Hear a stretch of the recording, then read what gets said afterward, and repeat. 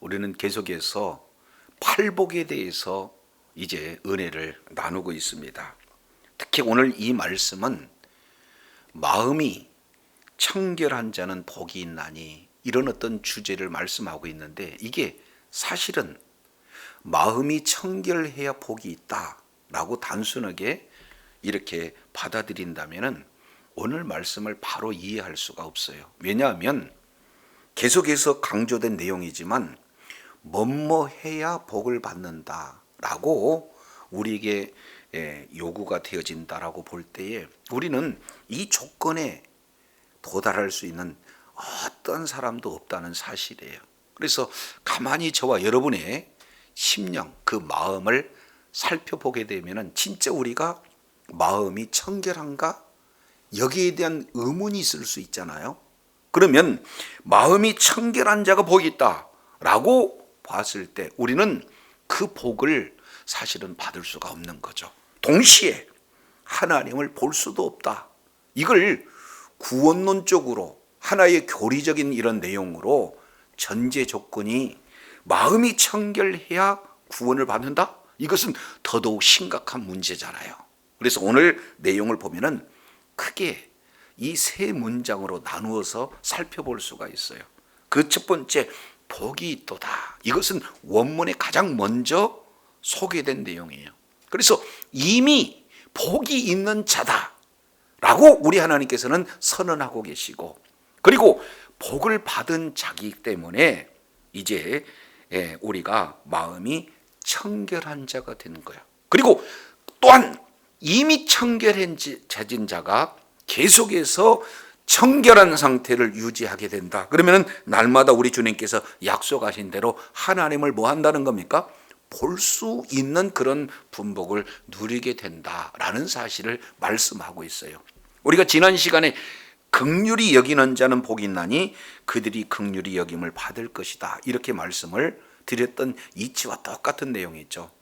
한번 생각해 보면은 예수님의 제자들보다도, 그리고 주변에 있는 기득권층, 종교 지도자들, 이런 자들이 사실은 예수님의 제자들, 그리고 예수님을 따르는 그런 무리들, 빈곤층에 해당돼서 긍휼히 여겨줘야 되는 거 맞지 않습니까?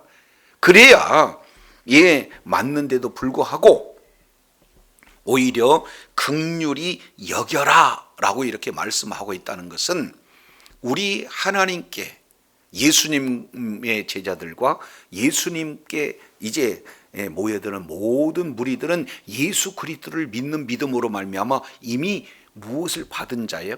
긍휼히 여김을 받은 자예요. 그래서 천국을 이제 온전히 소유할 수 없는 자인데도, 구원받을 수 있는 조건이 주어져 있는지 않은데도 불구하고 예수 그리스도를 믿는 믿음으로 그들은 뭐가 되는 거예요?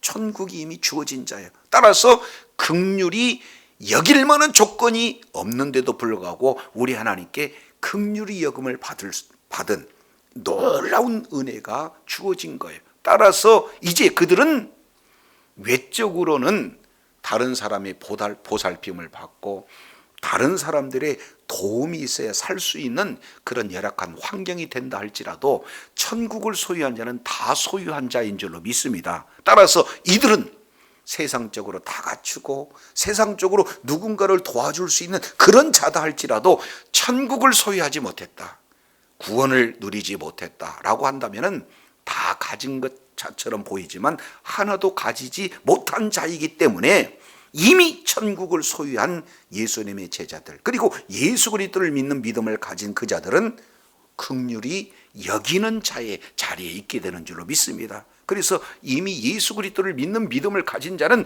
복을 받은 자예요. 그런 복을 받는 자가 긍휼히 여기는 자리에 있을 때 또다시 우리 주님께서는 긍휼히 여김을 받는 은혜 가운데 거하는 것처럼 오늘 마음이 청결한 자는 복이 있나니 라고 말씀하시는 이 내용도 똑같아요. 우리가 마음이 청결하려고 노력해서 청결하게 되어지는 내용이 아니다 라는 사실을 말씀하고 있어요. 이것은 환경적으로 불결한 곳이 깨끗해지란 그런 내용도 아닙니다. 이것은 외적인 청결의 모습이 아니라 내적인 청결의 모습을 말씀을 하고 있어요. 따라서 마음이 청결한 자는 복이 있다. 우리 주님께서 말씀을 하고 있는 거예요. 그러면은 여기에 청결하다라고 하는 이 내용은 카다로스라는 이 단어를 사용하고 있어요. 여기는 크게 두 가지 의미가 이 속에 이렇게 표현이 되고 있습니다. 카다로스 첫 번째 내용은 청결하다의 의미는 정결하다의 의미가 들어가 있습니다. 우리가 구약의 제사 제도를 가만히 살펴보게 되면 하나님께 제물을 드릴 때 아무 제물이나 하나님 앞에 드릴 수가 없어요. 하나님 입장에서는 아무 제물을 다 받아들이지 않는다, 그런 말씀이죠. 그러면 하나님께 드리는, 하나님이 받으시는 제물은 어떤 내용입니까? 바로 정결한 것만 받아요. 흠이 없고 점이 없는 바로 하나님이 받으실 만한 제물, 이것을 카다로스, 정결하다라는 그런 의미가 되어 있습니다. 제의적인 의미죠. 두 번째 내용을 통해서 보면은 바로 순수하다라는 뜻이에요. 청결하다라고 하는 두 번째 카다로스 내용은 순수하다. 여기서 순수하다라고 하는 내용은 한 마음을 얘기합니다. 전적으로 하나님께 의지하는, 전적으로 하나님만을 신뢰하는 그런 마음을, 순수한 이런 뜻을 가지고 있는 청결하다라는 이 내용입니다. 따라서 환경적으로, 외적으로 드러나는 청결이 아니라 내면적인 청결, 그것은 하나님이 받으실 만한 청결, 그리고 하나님께만 집중하는 순수, 이 내용을 바로 청결한 자, 이렇게 표현하고 있습니다. 그러면 청결의 핵심의 내용이, 본질이 뭡니까? 마음이에요. 그래서 마음이 청결하다라고 하는 이 내용은 그 마음 자체가 하나님이 받으실 만한 마음, 그리고 전적으로 하나님만을 찾는 그 마음, 이 내용을 마음이 청결한 자, 이렇게 말씀을 하고 있습니다. 그러면 이 마음이 청결한 자라고 했을 때 여기서 이 마음이라고 하는 이 단어는 어디에서 왔느냐? 이 마음이라고 하는 이 내용은요, 카르디아라고 하는 마음이에요. 이 카르디아 앞에 테카르디아, 정관사가 들어가 있어요. 그 마음이라는 내용을 이렇게 표현하고 있습니다. 그러면 그 마음은 일반적인 마음과 그 마음은 다른 내용이 있죠. 그러면 이 마음이라고 하는 이 내용을 어떻게 표현하느냐? 바로 이 마음은요, 지정의를 이렇게 포함하고 있는 것을 마음, 그렇습니다. 그러니까 마음은요, 지적인 부분이 있고 정적인 부분이 있고 의지적인 부분이에요. 그러니까 뭔가 알고, 그리고 마음 가운데 깨달아서 느끼고, 그리고 느낀 그대로 삶에 적용하는 전인격적인 요소가 뭐냐? 마음이다, 이렇게 볼 수가 있어요. 그래서 이 마음은요, 구약 레부라는 이 단어에서 온 단어입니다. 그래서 이 레부에서 카르디아, 조금 어렵죠? 이 레부라고 하는 내용은 구약에서 뭘 얘기하느냐? 심장을 뜻해요. 그러니까 심장은 끊임없이 운동합니다. 펌프질을 하게 되죠. 그래서 이제는 심장에서부터 가장 끝에까지 피가 원활하게 도착을 될 수 있도록, 그래서 영양분도 공급하고 산소도 공급하기 위해서 부지런히 심장은 움직이는 기능을 갖고 있잖아요. 그런 것처럼 마음도 똑같다는 거예요. 계속해서 마음은 움직이는 그런 어떤 내용을 볼 수가 있습니다. 그래서 이 마음, 다른 말로 심장, 그렇죠. 그래서 사람들은 마음이 어디 있느냐? 생각이 있다. 이것은 서구 사람들이 그렇게 생각하고 있는데 히브리인들이 의식 구조에서는 마음은 어디가 있느냐? 심장에 있다, 이렇게 표현하고 있습니다. 그러면 그 심장은 끊임없이 뭔가를 계속해서 활동하면서 공급하는 그런 어떤 내용인 것처럼 이 마음 자체가 하나의 이제 심장을 의미하기도 하고, 동시에 그 마음은 좌소, 하나의 자리, 이렇게 표현하기도 해요. 그래서 이제는 우리의 생명의 좌소가 어디냐, 자리가 어디냐, 마음이다. 그래서 이 솔로몬은 뭐라고 표현합니까? 잠언 4장 23절 내용을 통해서 보니까 모든 생명의 근원이 마음에 있다, 이렇게 말씀하고 있어요. 그래서 무릇 지킬 만한 것보다 가장 우선이 뭐다? 마음이다. 왜냐하면 생명이 마음에서 나온다, 이렇게 말씀을 하고 있어요. 그래서 생명의 좌소, 바로 그 근원이 마음에서 나와요. 믿음도 마찬가지죠. 어디에서 나옵니까? 마음으로 믿어 의에 이르고, 이렇게 표현하고 있습니다. 그래서 믿음도 지혜도 그 열정도 다 어디서 나오느냐? 마음에서 나와요. 그래서 이 내부 마음이라고 하는 것은 심장을 얘기하기도 하고, 또 뭐를 얘기하느냐? 좌소라고 얘기하고 있어요. 그래서 신앙의 출발점, 생명의 출발점, 지혜의 출발점, 모든 열정의 출발점이 바로 마음에서 온다. 그만큼 마음이 중요해요. 그런데 우리는 잘 알겠지만 육신을 관리하는 데는 모두들 보여지는 요소이기 때문에 육신 관리는 잘하지만 사실은요, 정작 중요한 마음 관리는 잘하지 못하는 그런 모습이 우리들의 모습이에요. 오늘날 또 이제는 마음 관리를 잘하지 못하니까 때로는 이제 어떤 모습으로 나타납니까? 자랑하기도 나타나고, 또 높은 마음, 교만한 마음을 가지고 있기도 하고, 또 어떻게 돼요? 마음이 아프게 되면, 마음이 병이 들게 되면 우울증으로도 나타나고, 그리고 마음이 아주 자존감이 낮아지는 그런 질병 상태에 이르기도 하잖아요. 그래서 외적인 관리도 중요하지만 내적인 관리, 특히 마음 관리는 굉장히 중요한 내용이 바로 성경에서 강조하고 있는 그런 내용이에요. 그래서 오늘 마음이 청결한 자, 이 내용은 생명의 좌소, 믿음의 좌소, 신앙의 좌소, 지혜의 좌소, 모든 열정의 좌소, 이것이 바로 마음으로 출발되어지는데 그 마음이 청결해야 된다라고 하는 내용, 하나님이 받으실 만한, 그리고 하나님께 순수한 두 마음이 아닌 하나, 이 내용이 바로 이제 복이 있는 자다, 이렇게 말씀을 하고 있어요. 그러면 이런 기준으로 본다면 저와 여러분, 마음이 그토록 중요한데 우리 마음 가운데 무엇으로 가득 차 있을까요?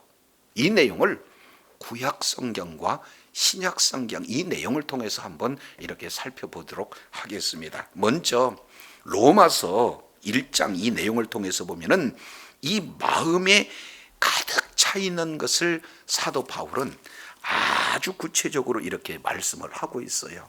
자, 로마서 1장 28절 내용을 보면은 또한 그들이 마음에 하나님 두기를 싫어하며 그랬습니다. 마음에 하나님이 계시는 것과 마음에 하나님을 두기를 거절하는 그런 상태에 대해서 잘 설명하고 있는데, 하나님이 그들을 그 상실한 마음대로 내버려 두어, 그렇습니다. 하나님은요, 인격이세요. 하나님을 싫어한다 그러면 하나님도 이제 그 상실한 마음대로 내버려 두사, 신학적으로는 이것을 유기 그러죠. 그냥 내버려 두면은 어떤 결과가 나타나냐? 합당치 못한 일을 이제 할 수밖에 없다는 거예요. 그래서 하나님을 마음에 두기 싫어한다. 그 얘기는 말씀이 하나님, 그러니까 말씀을 하나님의 마음에 말씀을 두기를 거절하게 되어지면은 다음과 같은 일들이 나타나는데, 29절부터 31절까지 이 내용을 보면은 마치 마음에 그런 어떤 거울처럼 마음에 무엇이 들어가 있는가, 이 내용을 자세히 이렇게 설명하고 있는데, 곧 모든 불의, 추악, 탐욕, 아득이 가득한 자요, 시기살인, 분쟁, 사기, 악독이 가득한 자요, 수군수군하는 자요, 이렇게 표현을 하고 있습니다. 무려 21 한 가지 내용이 자세히 조목조목 기록되고 있어요. 물론 원문으로 보면 약 23가지 정도 기록되고 있는 것을 보게 됩니다. 그러면 마음에 하나님을 두기 싫어한 그런 결과, 합당치 못한 일을 이렇게 자세히 기록하고 있는데, 이것은 하나님이 어떻게 지금 판결하시는가? 32절 내용을 보니까 그들이 이 같은 일을 행하는 자는 사형에 해당한다, 이렇게 말씀을 하고 있어요. 우리 마음에 이제 자세히 살펴봤더니 하나님께 사형 판결 받는 존재가 저와 여러분, 그리고 모든 인류가 다 이제는 하나님의 말씀을 두기를 싫어한 자, 하나님을 마음에 두기를 싫어한 자, 사형 판결에 받은 이런 어떤 내용이에요. 그래서 구약, 우리가 잘 알고 있는 이 뭡니까? 마음에 합한 자, 하나님의 마음에 합한 자, 이 다윗이라고 하는 이런 자도 결국에는요, 하나님의 마음에 두기를 싫어했을 때 어떤 결과를 나타냈습니까? 밧세바를 범하는 그런 결과를 나타냈어요. 그리고 이것을 또 이렇게 완전 범죄를 꾀하기 위해서 우리아를 죽이는 그런 일까지 계속해서 죄가 발전되잖아요. 마지막 이제 하나님께서 다윗을 사랑하셔서 회개를 기회를 주십니다. 바로 갓 선지자를 통해서 이제 적나라하게 다윗의 죄가 무엇인지 이렇게 말했을 때, 다윗이 하나님 앞에 전심으로 회개하는 그 내용이 어디가 나와 있느냐? 바로 시편 51편 이 내용에 그대로 소개가 되고 있습니다. 이 시편 51편 이 내용은 조목조목 이 죄 문제에 대해서 지금 다윗이 통해 자복하고 있는 내용들을 보게 되어져요. 자, 그 중에 51장 1절에 내 죄과를 도말하소서 하고 있을 때 이 죄과는 뭐냐? 페샤으라는 죄를 얘기하고 있어요. 한마디로 본다면은 하나님의 말씀을 의도적으로 거부한, 좀 더 표현한다면 하나님에 대한 반역죄가 무슨 죄예요? 페샤의 죄예요. 두 번째, 51장 2절 나의 죄악을 맑게 씻으소서라고 말씀하고 있는 여기서 죄악은요, 아온의 죄입니다. 이것은 내면에 죄의 씨가 있어서 죄를 질 수밖에 없는 그런 죄, 이 내용이 아온의 죄고, 그리고 2절 하반절에 나의 죄를 깨끗이 제하소서, 이 내용은 하타트라고 하는 죄예요. 말씀이 있는데도 불구하고 그 말씀에서 벗어난 것, 이것을 죄 그렇습니다. 그래서 1절 하반절에 죄과, 그리고 2절의 죄악, 3절의 죄, 이 내용을 통해서 살펴보면은 우리 한글로는 죄라고 이렇게 표현하고 있지만 원문 내용으로는 각각 그 내용이 다른 것을 볼 수가 있어요. 자, 그런데 5절 이렇게 표현합니다. 내가 죄악 중에 출생했다. 내 모친이 죄 중에서 나를 잉태했다. 그러니까 본래적으로 자기 자신은 죄의 씨를 가지고 태어난 존재이기 때문에 죄를 질 수밖에 없는 존재다라는 사실을 하나님 앞에 지금 고백하고 있는 내용이에요.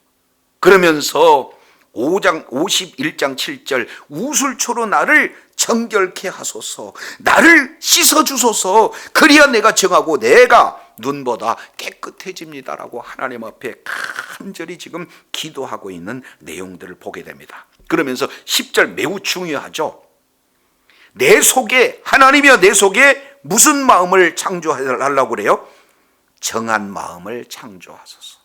한마디로 내 속에는 정한 마음이 없다, 지금 이렇게 표현하고 있어요. 여기서 마음을 창조한다. 하나님, 엘로힘 하나님, 창세기 1장에 온 천지 우주 만물을 말씀으로 창조하신 그 능력의 하나님께서 내 마음을 창조해달라 라고 지금 말씀하고 있는 것을 보게 돼요. 동시에 내 안에 정직한 영을 새롭게 해달라, 지금 이렇게 표현하고 있어요. 여기서 정직한 영이라고 하는 내용은 거기 풋노트 뭐라고 표현하고 있습니까? 견고한, 이렇게 표현되고 있죠. 여기서 견고하다는 것은요, 흔들리지 않은 아주 콘크리트와 같은 그런 마음을, 그런 영으로 나를 새롭게 해달라. 그렇지 않으면 나는 또다시 죄를 지을 수 있고 또다시 흔들릴 수밖에 없는 그런 존재다라는 사실을 하나님 앞에 간절히 구하면서, 이제 죄악의 그런 어떤 그 죄의 씨로 태어난 그런 존재가 아니라 완전히 이제 이 죄와 상관없는 그런 상태로 창조해 주시고, 그리고 이제는 창조해 주실 뿐만 아니라 그런 정직한 상태에서 흔들리지 않는 제가 되게 해달라고, 이렇게 새롭게 해달라고 간절히 지금 기도하고 있는 내용이에요. 여기서 새롭게 해달라 하고 있는 내용의 원문 내용을 보면 하라시라는 단어를 써서 수리하다, 다른 말로 본다면 다시 이렇게 세우다라는 이런 내용들을 지금 말씀을 하고 있어요. 그래서 끝까지 창조하시고 새롭게 이렇게 우리 주님께서 다시 세워주셔서 수리해 주셔서 정직한 영으로 충만케 해달라는 간절한 기도를 이렇게 말씀을 하고 있는 것을 보게 됩니다. 그래서 사도 바울도 하나님의 마음에 하나님을 두기 싫어하는 그런 마음에 여러 가지 사형에 해당될 내용, 이 내용을 이제 다윗은 하나님, 제 마음에 아주 이제 사실은요 깨끗한 것이 하나도 없습니다. 모든 것이 다 죄악으로 가득 찼습니다. 그러니 다시 새롭게 태어나게 해달라 간절히 기도하는 이 다윗의 모습을 살펴볼 수가 있어요. 그러면 사도 바울이나 그리고 구약의 다윗이나 정말로 하나님의 마음에 합한 자들 아니겠습니까? 그러면 저와 여러분 다윗보다도 더 정결한 마음을 가졌나요? 사도 바울보다도 더 정결한 그런 마음 상태인가요? 그렇지 않죠. 그래서 우리는요 마음에 다 이제 하나님보다도 더 우리를 사랑하는 그런 어떤 모습이 우리들의 모습입니다. 그래서 여기에서 마음이 청결한 자라고 하는 이 내용은 우리 어떤 마음이 된다 할지라도 청결할 수가 없어요. 그러면 청결할 수 있는 유일한 내용은 어떤 내용입니까? 이 내용은 어떤 것으로도 청결해 줄 수가 없어요. 단 하나, 유일한 청결한 내용은 어떤 내용이냐? 요한일서 1장 7절 내용을 보면은 이제 우리가 어둠 가운데 있는데 예수님은 바로 우리 하나님은 누구냐? 빛이에요. 그래서 어둠이 빛과 함께 할 수가 없다. 교제할 수가 없어요. 그래서 하나님께서 이제 빛 가운데 행하신 것처럼 우리는 어디에 해당이 돼야 되느냐? 바로 이제 하나님이 빛 가운데 행한 것처럼 우리도 빛 가운데 행하게 해서 우리가 서로 사귐이 있게 해달라. 그러기 위해서는 어떤 것이 전제가 되어야 되냐? 그 아들 예수의 피가 우리의 모든 죄에서 깨끗하게 하실 것이요 그랬습니다. 우리를 정결케 하는 자, 하나님이 받으시기에 합당한, 그리고 전적으로 하나님의 은혜만을 생각할 수 있는 이 정결한 마음은 무엇으로만 가능하냐? 예수 그리스도의 보혈로만 정결하게 되어지는 줄로 믿습니다. 이런 예수님이 십자가에서 죽으시고 흘리신 그 피로 말미암아 우리를 뭐예요? 자격도 갖추지 않았는데도 불구하고 정결케 하신 분이 바로 우리 주님이세요. 자, 그러면 이제 청결한 자, 마음이 청결한 자는 복이 있나니, 그러니까 복이 있도다. 예수 그리스도를 믿는 믿음을 가진 자는 이미 우리는 뭐 하는 거예요? 마음이 청결한 자예요. 그런데 이미 하나님을 만나고 하나님을 보고 하나님의 말씀을 듣는 존귀한 존재로 우리 주님이 세웠지만 날마다 삶의 현장 속에서 우리는 또 죄악의 영향을 받을 수 있는 연약한 존재잖아요. 그래서 우리 주님께서는 이 마음이 청결한 자는 복이 있도다. 계속해서 청결 상태를 유지하는 것을 우리 주님이 말씀을 하고 계세요. 그러면 이 내용을 어떻게 말씀하고 있는가? 에베소서 5장 26절에 보면은 이는 곧 물로 씻어 말씀으로 깨끗하게 하사 거룩하게 하시고 이렇게 말씀을 하고 있어요. 그러니까 물로 씻는다. 그 내용은 뭘로 씻느냐? 말씀으로 씻는다. 이 물이라고 하는 것은 성령을 말하기도 하고 물이라고 하는 것은 말씀을 말하기도 하고 있어요. 요한복음 15장 3절 이미 너희는 말씀으로 깨끗해졌다. 주님 말씀을 하고 있어요. 그래서 우리는 예수 그리스도를 믿음으로 깨끗해졌지만 날마다의 삶의 현장 속에서 말씀으로 씻고 또 뭡니까?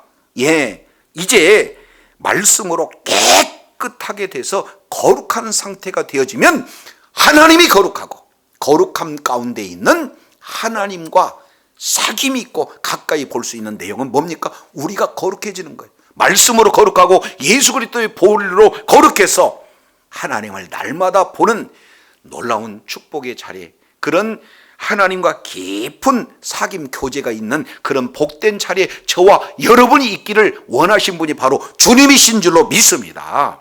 그래서 오늘 우리 주님께서 심령이 가난한 자는 뭐한 자다? 복이 있는 자다. 이렇게 말씀을 하고 있습니다. 자, 그러면 두 가지 측면에서 살펴봤어요. 우리는 마음 상태가 사형받을 만한 모든 죄악으로 가득 찼다. 이것은 사도 바울의 그리고 이 다윗의 그런 기도를 통해서 살펴봤는데, 그러면 하나님과 우리 사이에 이 죄 문제를 해결하지 않고는 우리의 마음은 결단코 정결할 수가 없는데 예수님의 보혈로 정결했다는 사실, 그리고 이미 예수 그리스도의 보혈로 정결되었을 뿐만 아니라 이제는 날마다 삶 속에서 말씀으로 깨끗이 씻고 말씀으로 깨끗이 이제 정결하게 해서 거룩한 그런 어떤 상태가 될 때 우리는 하나님과 교제가 이루어지고 하나님을 볼 수도 있고 하나님의 말씀을 들을 수 있는 그런 존귀한 자가 되어진다라는 사실을 살펴봤어요. 그러면 우리가 이제 머리로는 이해가 될 수 있어요. 그러면 이 내용을 우리들의 삶 속에서 어떻게 해야 이제 정결해지는가? 구체적인 삶의 적용, 이 내용을 우리가 구약성경 열왕기상 3장 이 내용을 통해서 보면은 우리가 잘 알고 있는 솔로몬을 통해서 이 부분을 해결할 수가 있습니다. 자, 솔로몬은 이제 하나님 앞에 일천번제를 드렸어요. 그래서 하나님이 이 내용을 기쁘게 받으시고 내가 무엇을 원하느냐 내가 들어주겠다 했을 때 솔로몬은 하나님 앞에 딱 하나를 이렇게 구하고 있는 내용을 보잖아요. 그것이 무엇입니까? 솔로몬이 하나님께 뭘 구했다고 그래요? 많은 사람들은 지혜를 구했다 이렇게 말하고 있잖아요. 그래요. 사실은 지혜를 구한 것 같으나 사실 성경은 그렇지 않아요. 우리 한번 확인해 보겠습니다. 열왕기상 8장 3절 내용을 보면 솔로몬이 여호와를 사랑했다. 그리고 이제는 하나님 앞에 가가지고 4절 일천번제를 드렸다. 그래서 5절 여호와께서 솔로몬에게 말씀하시는데 내가 내게 무엇을 줄고 너는 구하라 이렇게 말씀을 했을 때 솔로몬이 이런 표현을 하고 있어요. 3장 6절 주의 종 내 아비 다윗이 성실과 공의와 정직한 마음으로 주와 함께 주 앞에서 행함으로 주께서 그에게 큰 은혜를 베풀어 주셨습니다. 이렇게 지금 말하고 있는 거예요. 이 내용을 좀 따지고 보면은 다윗은 하나님이 마음을 합한 자 그랬어요. 그러면 다윗의 마음 가운데 무엇을 가지고 있다는 겁니까? 성실, 공의, 정직한 마음 그랬어요. 그러니까 하나님 앞에 이제 하나님이 보시기에 합당한 마음, 하나님과 함께 할 수 있는 그 마음이 세 가지 내용이 들어진 마음이구나. 성실, 이것은 하나님의 성품입니다. 공의, 이 내용은 하나님의 보좌의 기초가 된다. 여기 이 시편 97편 2절 내용을 보니까 하나님의 통치는요 공의와 정의가 바로 보좌의 기초가 되어진다라는 사실을 말씀을 하고 있어요. 그리고 정직, 이 내용이 바로 우리 주님께서 다윗을 봤을 때 합당한 그런 마음 세 가지 요소를 지금 말씀을 하고 있는 것을 보게 되어지잖아요. 따라서 하나님께서 다윗에게 은혜를 주신 것은 다른 것 보신 게 아니라 바로 그 마음을 이제 보시고 하나님께서 은혜를 주셨다. 따라서 하나님, 저에게도 뭘 주세요? 마음을 주세요. 이렇게 얘기하는 거예요. 그게 3장 9절에 이렇게 표현이 되고 있습니다. 누가 주의 이 많은 백성을 재판할 수 있겠습니까? 저에게 무슨 마음을 주사? 듣는 마음을 주사. 이렇게 표현하고 있어요. 예전 개역성경에는 이것을 지혜로운 마음을 주사 그랬으니까 솔로몬은 지혜를 구했다, 이렇게 우리가 잘못 알고 있는 거죠. 그런데 실상은 지혜로운 마음을 구하는 것이 아니라 원문 내용을 보면은 무슨 마음이에요?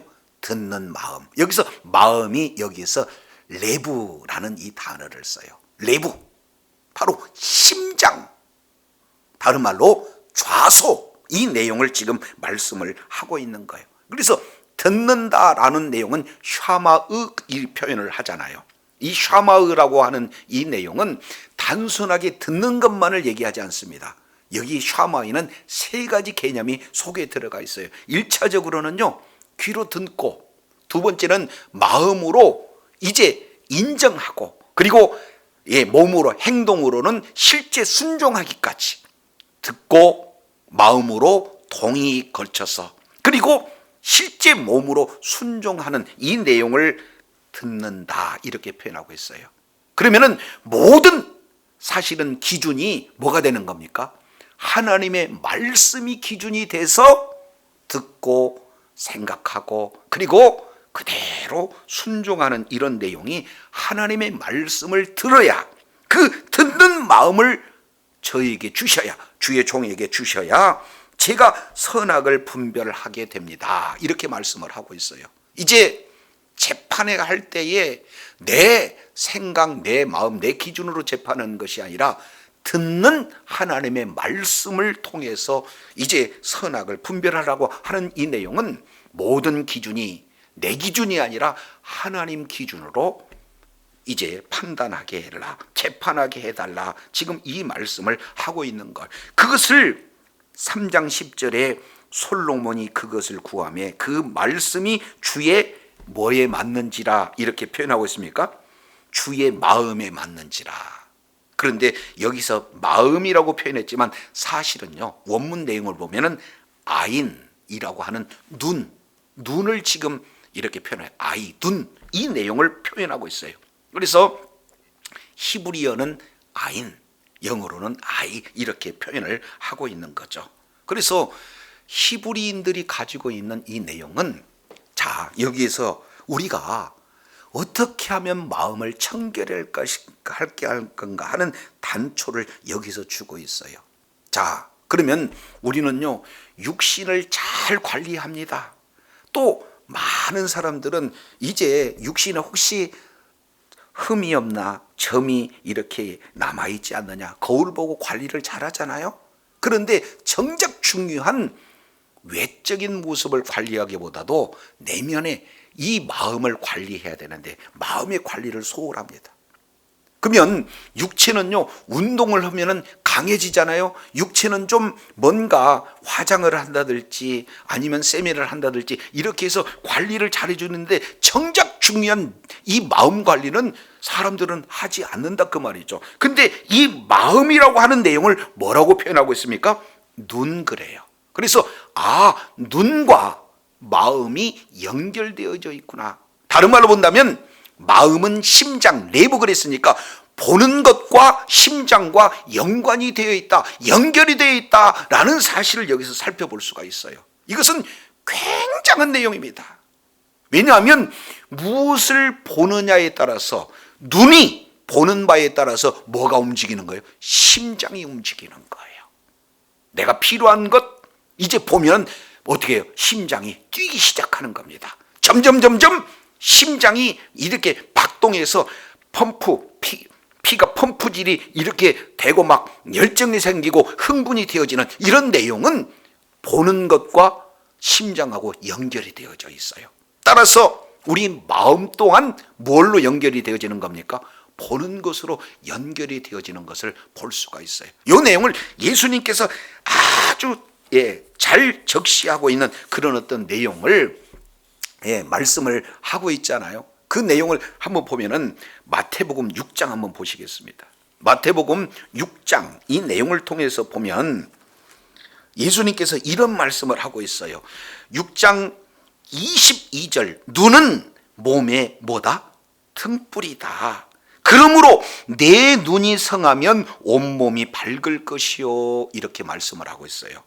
그러면 여기서 성하다라고 보니까 풋노트 이렇게 따라가 보면은 뭐라고 기록되고 있죠? 순전하면 이렇게 기록되고 있잖아요. 그러니까 내 눈이 순전하면 온몸도 밝을 것이다. 지금 이렇게 표현을 하고 있어요.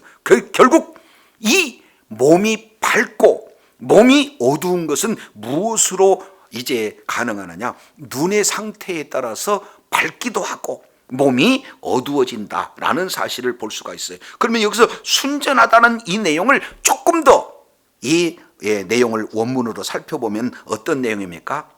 바로 시선이 하나다. 초점이 하나다라는 사실을 볼 수가 있어요. 그러니까 마음이 청결하다 그 얘기는 초점이 순수하다.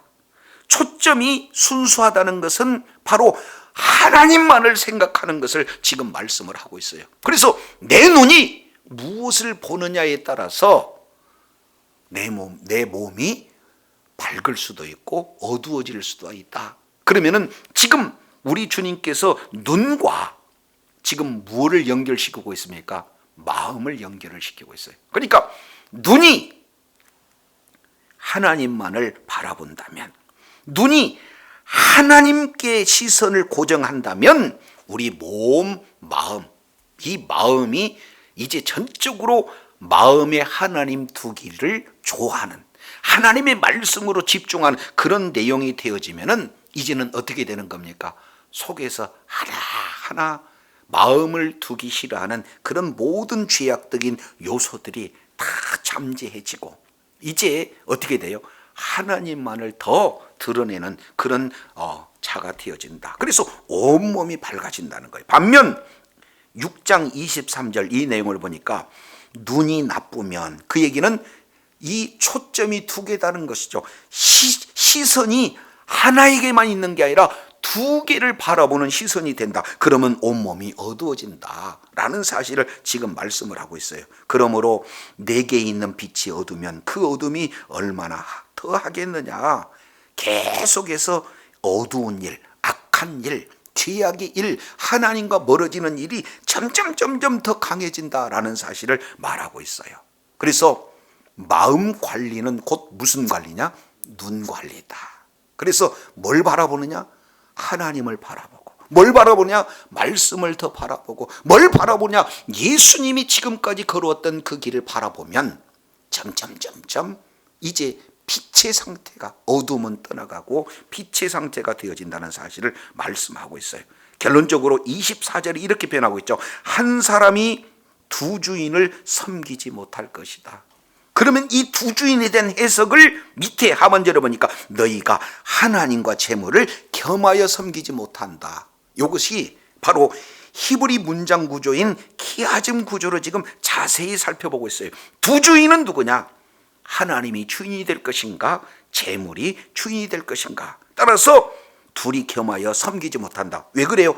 중앙에 이를 미워하면 저를 미워하며 저를 사랑하고 저를 중히 여기면 저를 경히 여기기 때문에 동시에 섬길 수가 없다.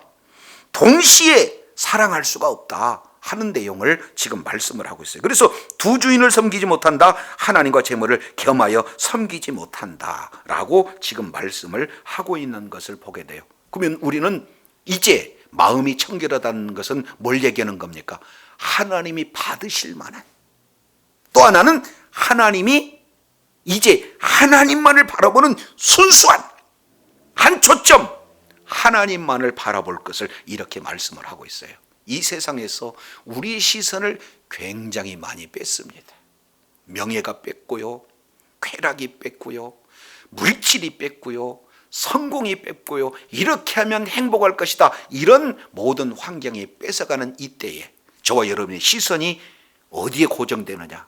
하나님께 고정이 된다. 다른 말로 말씀께 고정이 돼요. 그래서 성경을 보면 하나님이 누구신가, 성경을 보면 하나님이 행하신 일이 무엇인가, 계속해서 성경과 가까이 하고 성경 속에서 살아계신 주님을 보고 주님을 만나고 주님의 일하심을 날마다 경험하는 그런 일을 통해서 우리의 마음이 이미 예수 그리스도의 보혈로 청결된 자가 날마다 삶 속에서 하나님을 만나고 하나님의 일하심을 경험함으로 더 청결한 그런 자가 상태가 유지가 되어서 날마다 주님을 바라보고, 그리고 바라보신 그런 주님과 깊은 교제가 이루어질 뿐만 아니라 주님께서 하신 그 말씀이 우리의 삶 속에 그대로 기준이 되어서 이제는 시선을 물질에 팔리지 않고, 시선을 명예에 팔리지 않고, 시선을 성공에 팔리지 않고 전적으로 주님 앞에 집중하게 되어진다면,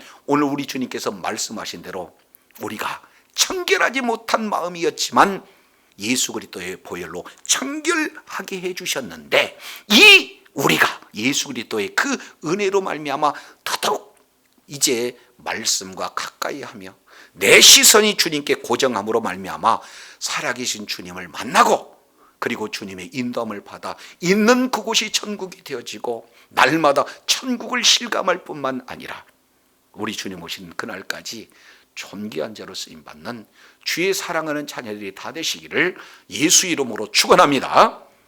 기도하겠습니다. 하나님 아버지, 오늘 말씀을 통해서 마음이 청결한 자는 복이 있나니 그들이 하나님을 볼 것이요, 주님 말씀하고 있는데, 청결하다고 하는 내용은 바로 하나님이 받으실 만한 정결한 것, 그리고 하나님만을 이제 바라보는 순수한 것이 청결한 건데, 청결한 대상이 마음이라고 했습니다. 마음은 눈과 연결이 되어서 무엇을 바라보느냐에 따라서 마음이, 심장이 영향을 받는데, 우리가 하나님의 이제 하나님만을 집중적으로 바라보고 하나님의 말씀을 바라보고 그 마음에 하나님 두기를 기뻐하는 자리에 있음으로 말미암아 이제는 하나님이 싫어하시는 모든 죄악된 요소들이 예수 그리스도의 보혈로 다 씻어지고 말씀으로 다 씻어지고 정결한 상태가 되어서 날마다 말씀을 통해서 하나님을 보고 말씀을 통해서 하나님의 일하심을 보고 경험하고 말씀을 통해서 하나님의 깊은 교제가 이루어져서 있는 그곳이 하나님을 만나는 장소예요. 있는 그곳이 하나님의 음성을 듣는 장소예요. 있는 그곳이 천국이 되어 들어가도 나가도 하나님의 약속한 놀라운 분복을 적용하며 누릴 뿐만 아니라 하나님 앞에 영광 돌리는 주의 사랑하는 자녀들 다 되게 역사하여 주시옵소서. 우리 구주 예수 그리스도 이름으로 기도드립니다. 아멘.